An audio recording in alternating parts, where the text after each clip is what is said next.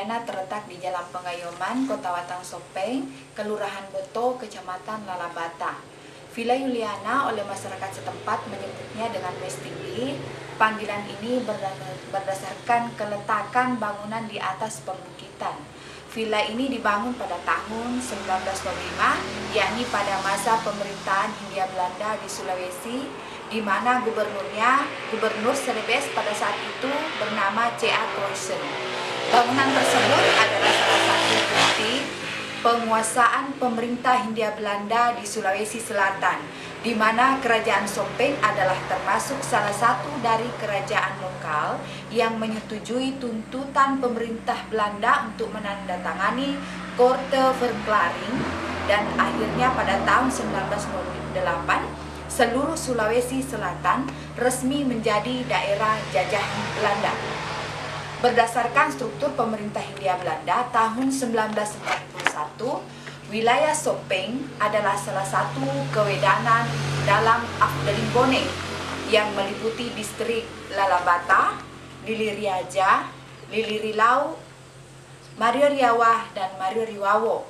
Namun, Hindia Belanda membangun Villa Yuliana ini yang difungsikan sebagai tempat tinggal atau persinggahan para pejabat pemerintah Hindia Belanda.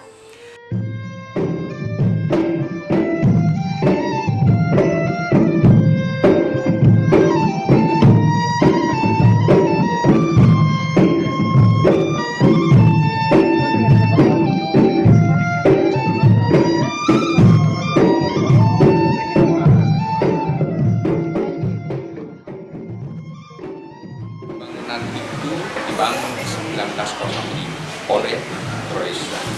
Awalnya itu dibangun. Kenapa bernama Villa Yuliana? Penghormatan kepada Wilhelmina yang akan berkunjung ke Sopeng, ibu dari Yuliana. Wilhelmina itu ibu dari Yuliana, karena Yuliana rajanya Belanda diabadikan namanya di sini. Pada waktu Wilhelmina mau ke Sopeng dengan alasan keamanan, dia tidak sempat ke Sopeng.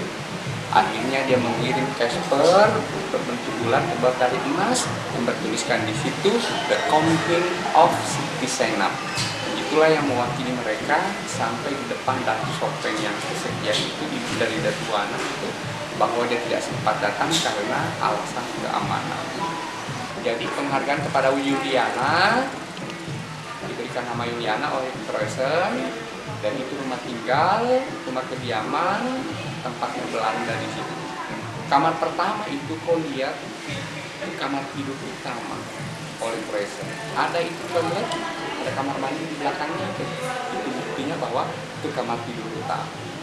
Kemudian yang sampingnya kamar tidur permaisuri. Kemudian di belakang itu adalah ruang makan. Di bawah itu adalah kantor, satunya kantor, yang satunya lagi tempat memutuskan perkara. Verhaderen, orang Belanda bilang verhaderen. Ya. Kemudian kamar-kamar di belakangnya itu kamarnya sopir, bedinde, jongos, dapur, dan gudang. Itu kamar yang ke belakang. Sopir tidak tahu, jongos itu sama dengan pembantu, itu bahasa Belanda jongos. Bedinde itu adalah selir.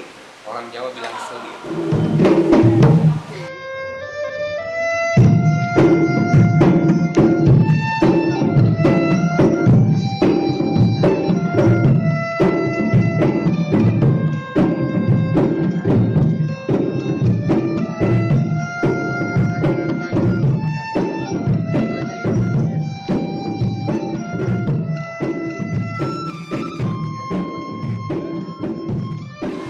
Arsitektur di bangunan itu ada Eropa dan Eropanya kelihatan pada lengkungan tembok yang ada di bawah dan di atas. Kemudian Indonesia itu kelihatan pada terali.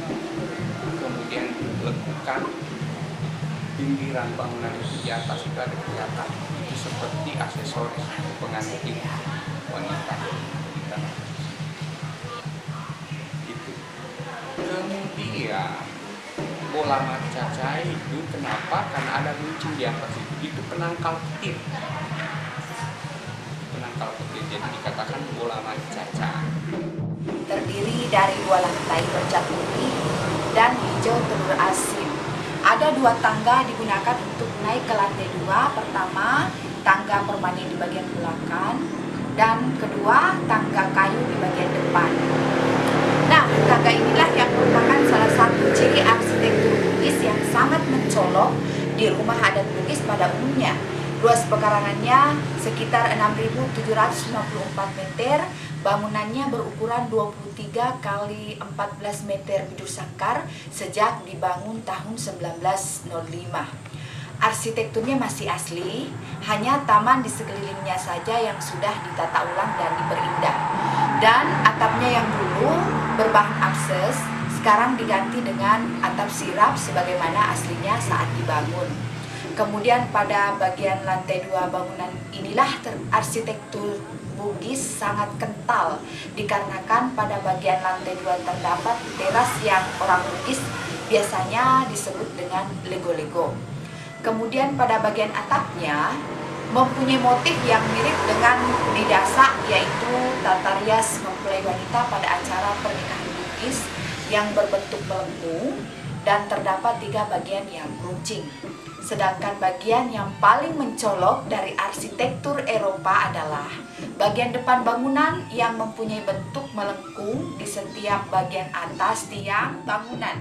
Dan sebenarnya tiang ini juga merupakan salah satu ciri arsitektur Eropa. Pada umumnya sering disebut kolum atau kolom, adalah bagian tiang penyangga bangunan. Kemudian ujung bagian atas tiang atau kapital yang digunakan. Villa Juliana ini diperkirakan menggunakan jenis Doria, yaitu tidak memiliki hiasan pada kapitalnya.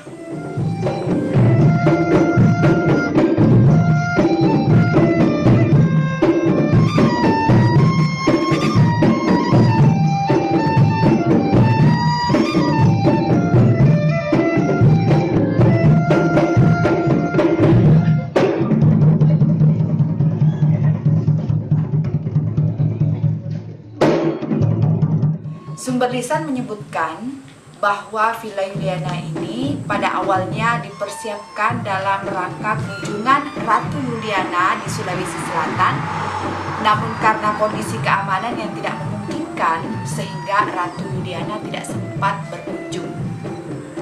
Kemudian sejak tahun 1957 sampai dengan 1952 sudah tidak difungsikan lagi. Namun pada tahun 1992 sampai dengan 1995 difungsikan sebagai asrama pegawai bujang, polisi pamong praja, dan dinas pemadam kebakaran.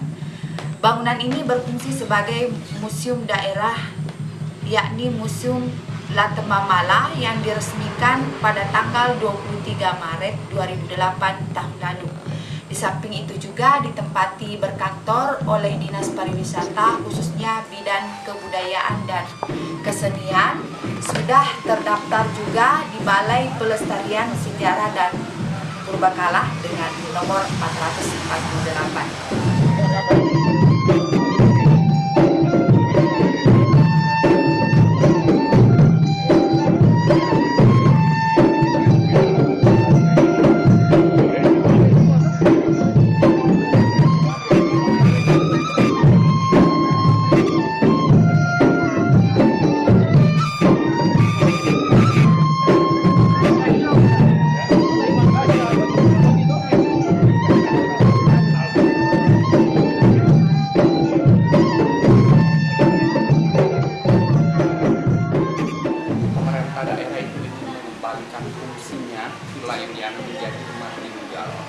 Rumah kediaman, bukan lagi museum, tapi rumah kediaman kontroler seperti umpamanya masih sekularisme. Pemerintah daerah akan mengembalikan memang menjadi rumah tinggal, jadi bukan museum lagi. Tinggal tahun 2019 itu kita sudah anggarkan akan dibangun kembali. Peralatannya, lemarinya, apanya, ya tentu sudah bukan aslinya. Jadi kita mirip Jakarta ada namanya Kota Tua. Kota Tua itu seperti itulah nanti. Orang bisa membayangkan noni-noni Belanda bagaimana kalau dia berdansa di sini. Jadi serasa di Nederland. mulai dari tempat tidurnya, dari kursinya, peralatan makan, sampai kalau perlu kue-kue yang ada pernah disajikan itu akan kita ganti kembali, dan sudah ada memoannya kita lakukan hal seperti itu tujuannya. Jadi pemerintah akan kembalikan menjadi rumah tinggal, rumah kediaman kontroler yang berproses menjadi fungsinya, jadi tapi kembali karena kembarannya konon ada seperti itu yang bisa kami sampaikan.